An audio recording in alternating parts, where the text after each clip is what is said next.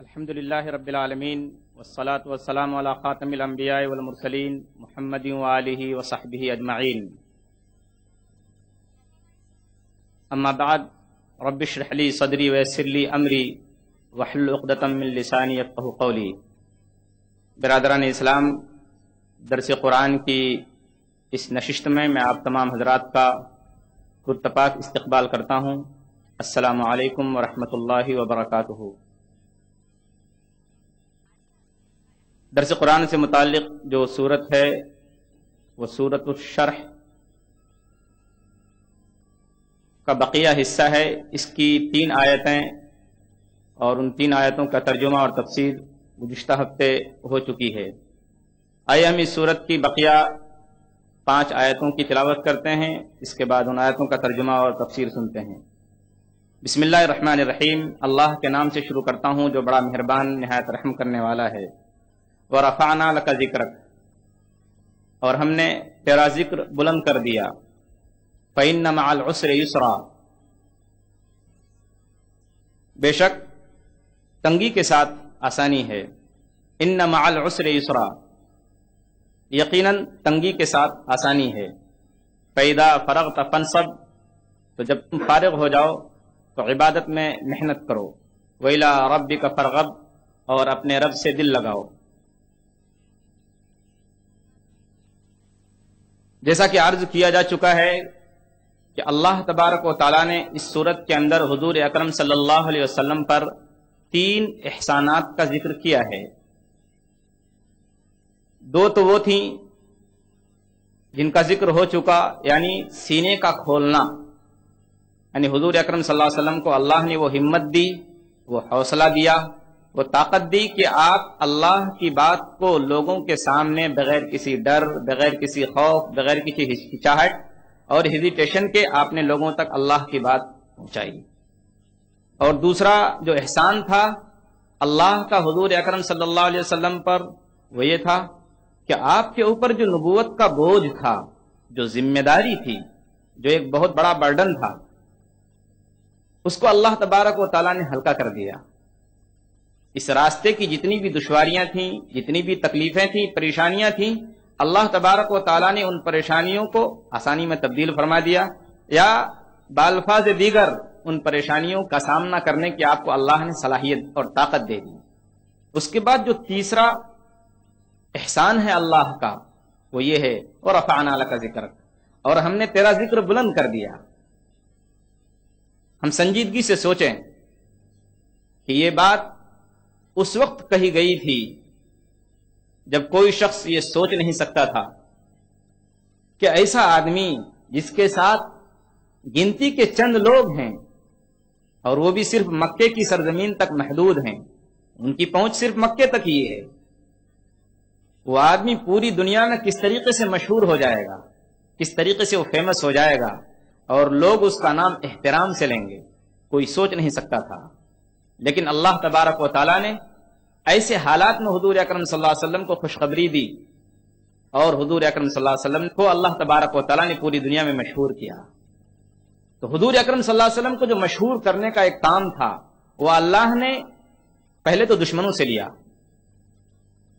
وہ اس طور پر کہ حضور اکرم صلی اللہ علیہ وسلم کو تکلیف پہنچانے کے جو طریقے دشمنوں نے اختیار کیے تھے مکہ کے اندر، ان میں ایک طریقہ یہ تھا کہ جب عرب کے تمام حصوں سے لوگ مکہ آتے تھے حج کی نیت سے،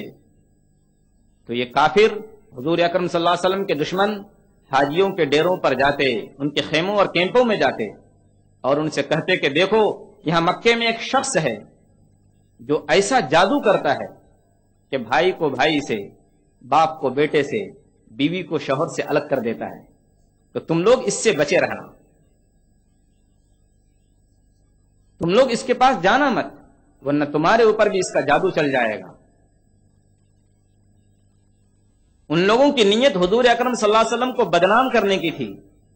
لیکن اس بہانے اللہ تبارک و تعالیٰ نے دشمنوں تک حضور اکرم صلی اللہ علیہ وسلم کا نام پہنچا دیا، اور عرب کے کونے کونے میں حضور اکرم صلی اللہ علیہ وسلم کا نام اس بہانے پہنچ گیا۔ اس کے بعد نیچرلی، فطری طور پر جن لوگوں کو منع کیا گیا تھا، یہ انسان کا نیچر ہے کہ جب اس کو منع کیا جاتا ہے کسی کام سے تو وہ سوچتا ہے کہ آخر منع کیوں کیا جا رہا ہے. ذرا ہم دیکھیں تو فطری طور پر ان لوگوں کے دل میں بھی یہ بات پیدا ہوئی جن کو منع کیا جا رہا تھا. ایک شخص محمد نام کا ایسا ہے جو ایسا ایسا جادو کرتا ہے جس سے بھائی بھائی میں جدائیگی ہو جاتی ہے. تو معلوم تو کریں کہ یہ شخص ہے کون, کیا کہتا ہے, کن لوگوں پر یہ جادو کرتا ہے, اس کے جادو سے متاثر ہونے والے لوگ کون کون ہیں. ذرا دیکھیں. جب ان لوگوں نے دیکھا, حضور اکرم صلی اللہ علیہ وسلم کے قریب ہوئے, قرآن پاک کو سنا, حضور اکرم صلی اللہ علیہ وسلم کے کیریکٹر اور آپ کے اخلاق کو دیکھا, اور ان لوگوں کو بھی دیکھا جو حضور اکرم صلی اللہ علیہ وسلم کے قریب ہو رہے تھے, تو ان لوگوں نے سمجھا کہ یہ لوگ تو ایسے ہیں کہ ان کی زندگیاں عرب کے عام دوسرے لوگوں کی زندگیوں سے بالکل الگ ہیں, بدلی ہوئی ہیں. ان کی زندگیاں تو عرب کے دوسرے لوگوں سے بہت اچھی ہیں, رشک کی زندگی یہ لوگ گزار رہے ہیں.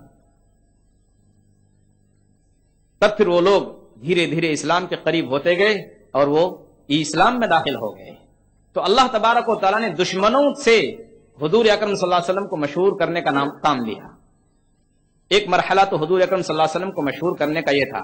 دوسرا مرحلہ, حضور اکرم صلی اللہ علیہ وسلم جب مکہ مکرمہ سے مدینہ طیبہ ہجرت کر کے گئے ہیں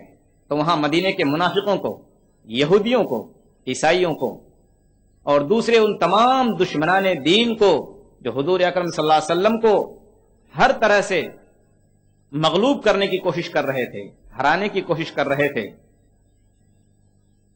ان لوگوں کو جب حضور اکرم صلی اللہ علیہ وسلم کو قریب سے دیکھنے کا موقع ملا تو جو دانی دشمن تھے وہ حضور اکرم صلی اللہ علیہ وسلم کے اوپر جان دینے کے لیے تیار ہو گئے, اور اس طرح سے حضور اکرم صلی اللہ علیہ وسلم کا نام بلند ہوا. اور تیسرا مرحلہ خلافت راشدہ سے شروع ہوا, جب حضور اکرم صلی اللہ علیہ وسلم کا نام زمین کے تمام کونوں میں بلند ہونا شروع ہو گیا, اور آج تک حضور اکرم صلی اللہ علیہ وسلم کا نام بلند ہوتا جا رہا ہے, اور انشاءاللہ قیامت تک یہ سلسلہ جاری رہے گا اور بڑھتا ہی چلا جائے گا. یہ سلسلہ بڑھتا ہی چلا جائے گا. تو اللہ تبارک و تعالیٰ یہاں حضور اکرم صلی اللہ علیہ وسلم سے کہہ رہے ہیں وَرَفَعْنَا لَكَ ذِكْرَكَ, اور ہم نے تجھ کو تیرا نام بلند کر دیا ہے. مجھے تجھ کو روشن کرنا ہے, تجھ کو فیمس اور مشہور کرنا ہے, اور تیرا نام کونے کونے تک پہنچانا ہے, اور تجھ کو وہ مرتبہ اور درجہ دینا ہے. تو خلاصہ اس آیت کا یہ ہے کہ جہاں اللہ کا نام لیا جائے گا وہاں محمد صلی اللہ علیہ وسلم کا بھی نام لیا جائے گا. اے پیغمبر, جہاں میرا نام لیا جائے گا تو بہت ساری جگہیں ایسی ہیں کہ ان جگہوں میں تیرا بھی نام لیا جائے گا. اذان میں, تکبیر میں, جمعے کے خطبے میں, ان تمام جگہوں پر حضور اکرم صلی اللہ علیہ وسلم کا نام اللہ کے نام کے ساتھ لیا جاتا ہے. اور اس کے علاوہ اللہ تعالیٰ یہ بھی فرما رہے ہیں کہ جس نے تیری بات مانی گویا اس نے میری بات مانی, اور ہم نے تجھ کو اس طرح سے بھی بلند کیا اور تیرا نام اس طرح سے بھی میں نے روشن کیا کہ تیرا نام اور تیرا تذکرہ ہم نے پہلے زمانے کی کتابوں میں کر دیا ہے. چنانچہ جب ہم بائبل کو دیکھتے ہیں تو بائبل اولڈ ٹیسٹمنٹ پرانا عہد نامہ, اس کا استثناء باب نمبر 18 ورس نمبر 18 میں حضرت موسیٰ علیہ السلام سے گفتگو کرتے ہوئے اللہ تعالیٰ فرماتے ہیں, موسیٰ علیہ السلام سے فرماتے ہیں کہ میں ان کے لیے ان کے بھائیوں میں سے تیری مانند ایک نبی برپا کروں گا اور اپنا کلام اس کے منہ میں ڈالوں گا, اور جو کچھ میں اسے حکم دوں گا وہی وہ ان سے کہے گا. اور نئے عہد نامے میں جو بائبل کا نیو ٹیسٹمنٹ ہے, نیا عہد نامہ, اس کے اندر یوحنا باب نمبر 16 اور ورس نمبر 7 کے اندر حضرت عیسیٰ علیہ السلام کی زبانی یہ بات بیان ہوئی ہے کہ لیکن میں تم سے سچ کہتا ہوں کہ میرا جانا تمہارے لیے فائدہ مند ہے, کیونکہ اگر میں نہ جاؤں تو وہ نہ آئے گا, لیکن اگر میں جاؤں گا تو اسے تمہارے پاس بھیج دوں گا. تو اللہ تبارک و تعالیٰ نے اس طریقے سے حضور اکرم صلی اللہ علیہ وسلم کو مشہور کیا. کسی شخص کی اذان مکمل نہیں ہو سکتی جب تک کہ اذان کے اندر اشہد ان محمد رسول اللہ کا لفظ نہ استعمال ہو. کسی مسلمان کا کلمہ پورا نہیں ہوگا جب تک کہ وہ کلمہ کے اندر یہ نہ کہے کہ لا الہ الا اللہ محمد رسول اللہ, یا کلمہ شہادت اشہد ان لا الہ الا اللہ واشہد ان محمدن عبدہ ورسولہ. تو اللہ تعالیٰ حضور اکرم صلی اللہ علیہ وسلم سے کہہ رہے ہیں کہ وَرَفَعْنَا لَكَ ذِكْرَكَ, اور ہم نے تیرا ذکر بلند کر دیا ہے. جہاں میرا نام آئے گا وہاں تیرا بھی نام آئے گا. اور اسی کے ساتھ ساتھ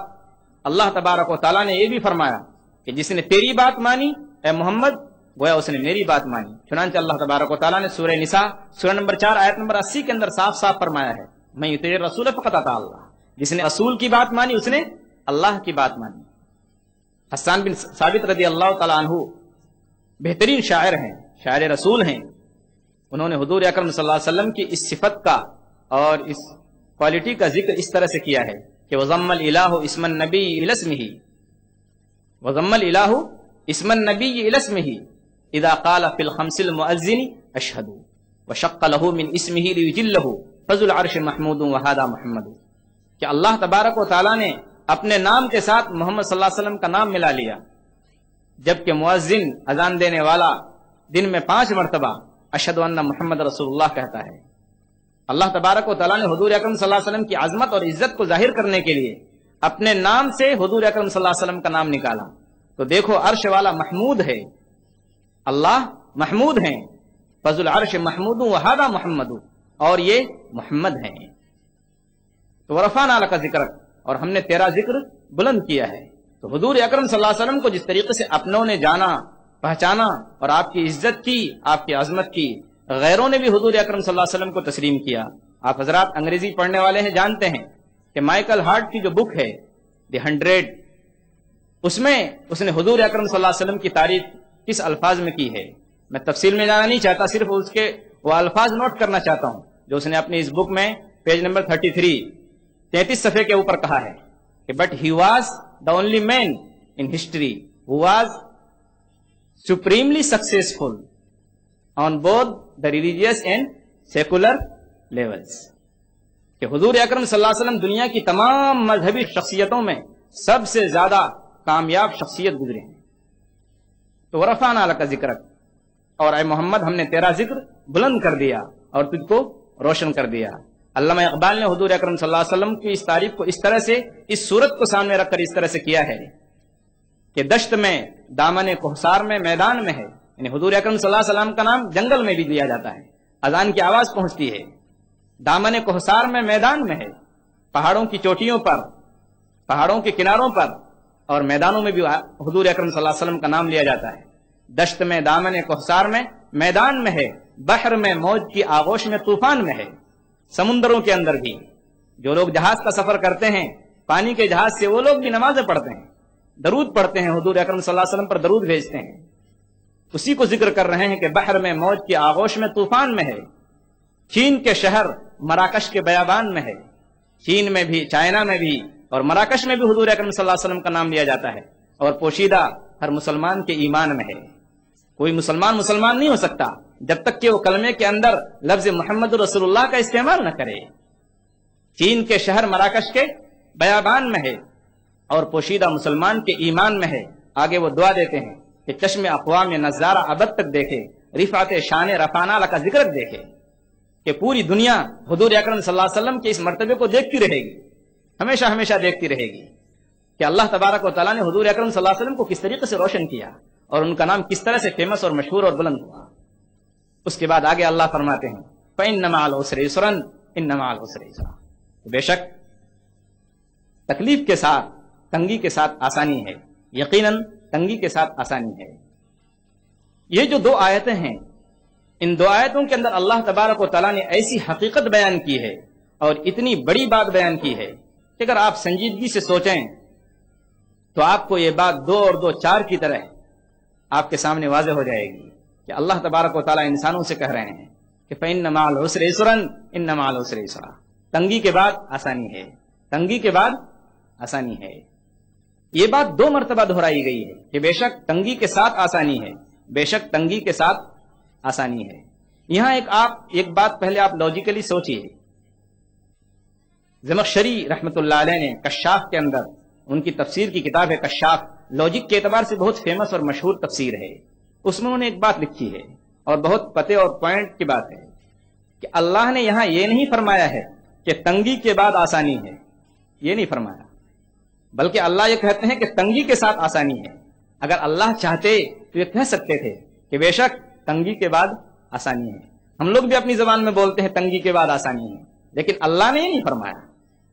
कि तंगी के बाद आसानी है, बल्कि अल्लाह ये कहते हैं तंगी के साथ आसानी है। मतलब ये है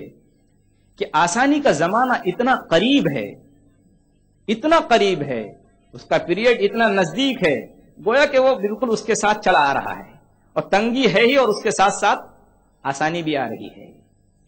تو یہ ہے اس آیت کا مطلب کہ فَإِنَّ مَعَ الْعُسْرِ يُسْرًا إِنَّ مَعَ الْعُسْرِ يُسْرًا، بے شک تنگی کے ساتھ آسانی ہے، بے شک تنگی کے ساتھ آسانی ہے۔ یہ بات 2 مرتبہ کیوں دہرائی گئی، اس کو سمجھنا چاہیے۔ علماء تفسیر نے فرمایا ہے یہ بات 2 مرتبہ اس لیے دہرائی گئی تاکہ حضور اکرم صلی اللہ علیہ وسلم کو تسلی ہو جائے، صحابہ کرام کو تسلی ہو جائے کہ دیکھیے آپ جن حالات سے گزر رہے ہیں، جو سچویشن ہے، جن موڑوں پر سے آپ گزر رہے ہیں، جو مخالفتوں کا آپ کا سامنا ہے، آپ گھبرائیے مت، ہمت نہ ہاریے۔ کیوں کہ تنگی کے ساتھ فوراً آسانی ہے، اس کے بعد حالات درست ہوں گے، آپ کے ساتھ اللہ کی مدد رہے گی۔ اور اس آیت میں ہمارے اور آپ کے لیے بھی تسلی ہے، اور ہر اس شخص کے لیے جو اللہ کی بات دوسروں تک پہنچانا چاہتا ہے کہ دیکھو حالات تمہارے ساتھ بھی ہیں، تو گھبراؤ مت۔ یہ حالات اس لیے آئے ہیں کہ تم کو اللہ ترقی دینا چاہتے ہیں۔ علامہ اقبال نے خوب شعر فرمایا ہے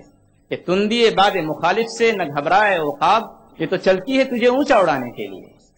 کہ حالات سے مت گھبراؤ، یہ تو تجھے اونچا اڑانے کے لیے تمہارے سامنے آ رہے ہیں، تجھ کو بڑا مرتبہ دینا ہے اللہ تبارک و تعالیٰ کو۔ اور اصغر گونڈوی نے بہت بہترین شعر کہا ہے کہ چلا جاتا ہوں ہنستا کھیلتا موج حوادث سے، اگر آسانیاں ہوں زندگی دشوار ہو جائے۔ ہم نے حالات کا اتنا مقابلہ کیا ہے، اتنی پنجہ آزمائی کی ہے حالات سے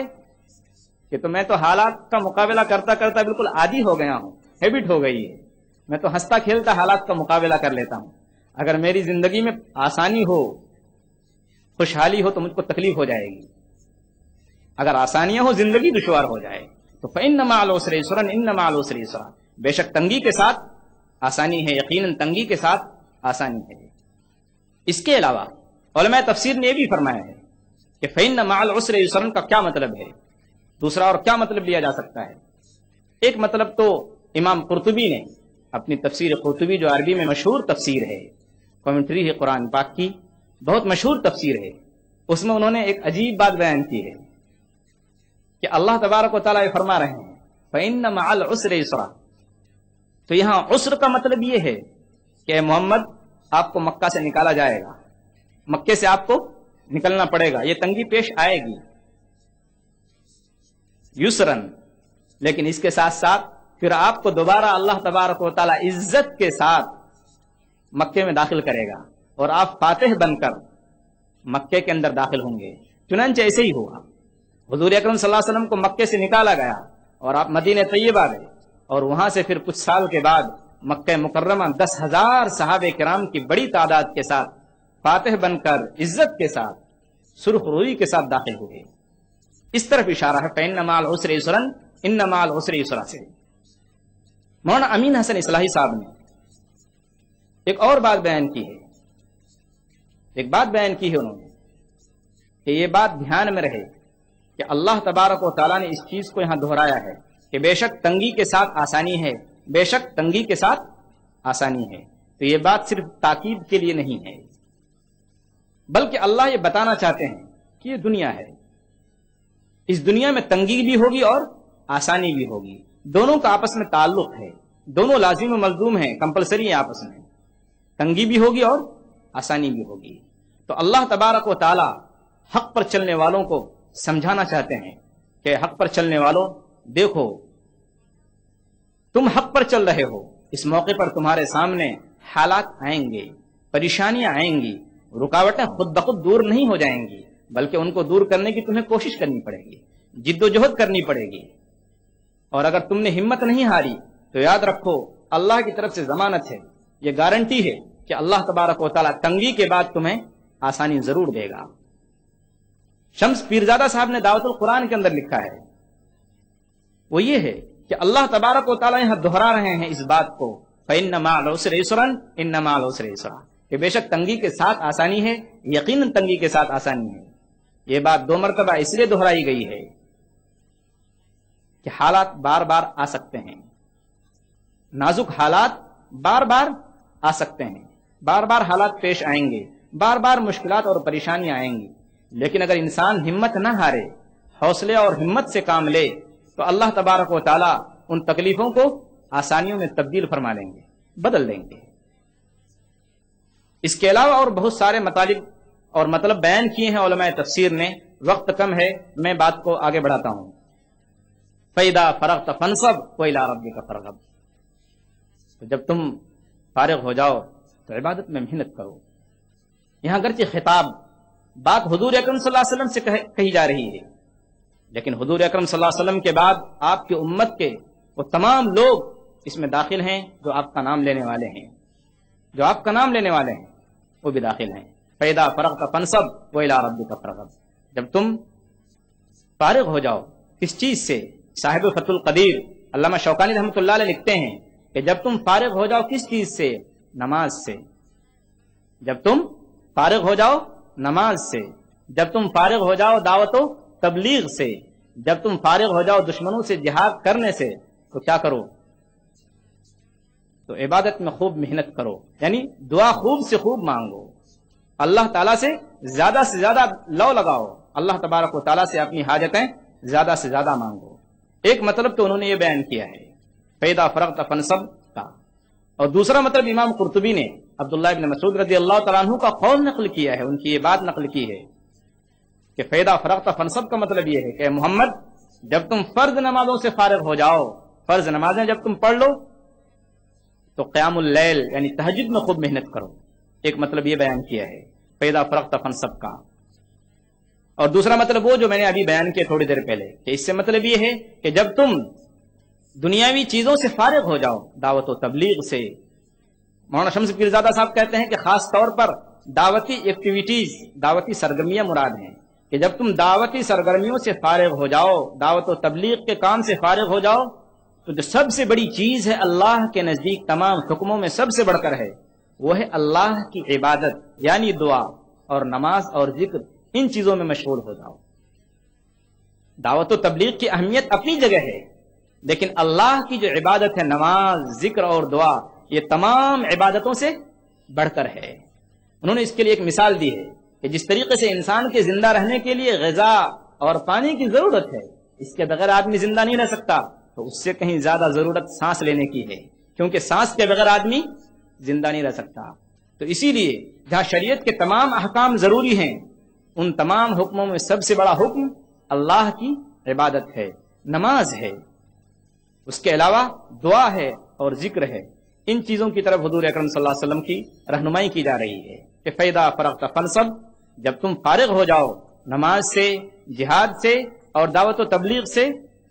تو تم اللہ سے دعا مانگنے میں زیادہ سے زیادہ کوشش کرو، زیادہ سے زیادہ محنت کرو۔ وَإِلَىٰ رَبِّكَ فَارْغَب، اور اپنے رب سے ہی دل لگاؤ۔ یہ وہ آخری بات ہے، یہ وہ آخری بات ہے جو حضور اکرم صلی اللہ علیہ وسلم سے کہی جا رہی ہے۔ گویا کہ حضور اکرم صلی اللہ علیہ وسلم کو خوشخبری دی جا رہی ہے، آپ کو بشارت دی جا رہی ہے، آپ کو یہ پیغام مل رہا ہے اللہ کی طرف سے کہ وَإِلَىٰ رَبِّكَ فَارْغَب، کہ محمد دیکھیے آپ اپنی دعوتی ذمہ داریوں کو اچھی طرح سے نبھائیں گے اور آپ کامیابی کی آخری منزل تک پہنچ کر رہیں گے، آپ کامیابی کی آخری منزل تک پہنچ کر رہیں گے۔ اور دوسری بشارت یہ دی جا رہی ہے کہ جب آپ اپنی کامیابی کی آخری منزل تک پہنچ جائیں گے تو اس کے بعد بھی آپ کو آرام نہیں کرنا ہے، بلکہ مجھ سے ملاقات کرنے کے لیے آپ کو کوشش کرنی پڑے گی۔ اسی لیے اخیر عمر میں حضور اکرم صلی اللہ علیہ وسلم کا یہ حال ہو گیا تھا کہ آپ زیادہ سے زیادہ اللہ تبارک و تعالیٰ کی عبادت کر رہے تھے۔ صحیح حدیث بخاری کی حدیث نمبر 4836، نبی کریم صلی اللہ علیہ وسلم نے فرمایا، مغیرہ بن شعبہ رضی اللہ تعالیٰ عنہ کی روایت ہے کہ قام النبی صلی اللہ علیہ وسلم حتی تورت قدمہ فقیل له غفر اللہ لک ما تقدم من ذنبک وما تاخر، کہ نبی کریم صلی اللہ علیہ وسلم اللہ کی اتنی عبادت کرتے تھے کہ آپ کے پاؤں مبارک پھول گئے تھے، سوج گئے تھے، ان پر ورم آ گیا تھا۔ آپ سے کہا گیا کہ اللہ کے رسول آپ اتنی عبادت کیوں کرتے ہیں جبکہ اللہ نے آپ کے اگلے پچھلے سارے گناہ معاف کر دیے؟ تو حضور اکرم صلی اللہ علیہ وسلم نے کیا پیارا جواب دیا، افلا اکون عبدا شکورا،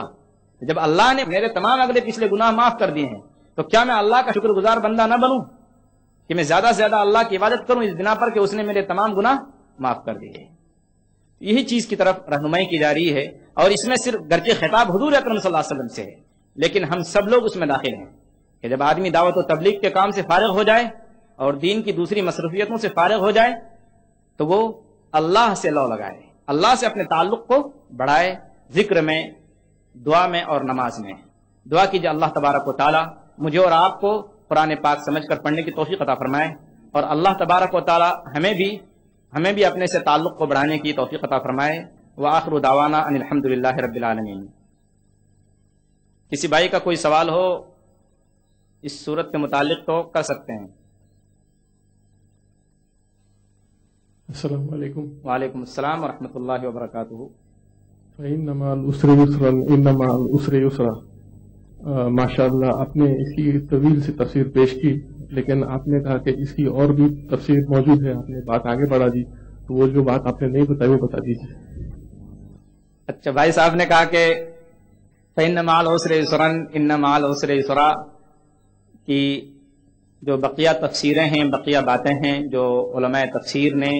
جن لوگوں نے کمنٹری لکھی ہے، قرآن پاک کی تفسیر لکھی ہے، انہوں نے بیان کی ہے، وہ بھی بیان کر دیجیے۔ بہت اچھی بات ہے، آپ نے بہت اچھی بات کی طرف دھیان دلایا۔ علماء تفسیر نے ان دو آیتوں کی اور بھی تفسیریں بیان کی ہیں۔ فإن مع العسر یسرا ان مع العسر یسرا۔ امام قرطبی، جن کی تفسیر کا میں نے آپ کو ابھی حوالہ دیا، عربی میں مشہور تفسیر ہے ان کی، انہوں نے یہاں ایک بہت اہم پوائنٹ بیان کیا ہے عربی گرامر کے حساب سے۔ وہ کہتے ہیں کہ عرب کے لوگوں کی عادت یہ تھی، ان لوگوں کا حال یہ تھا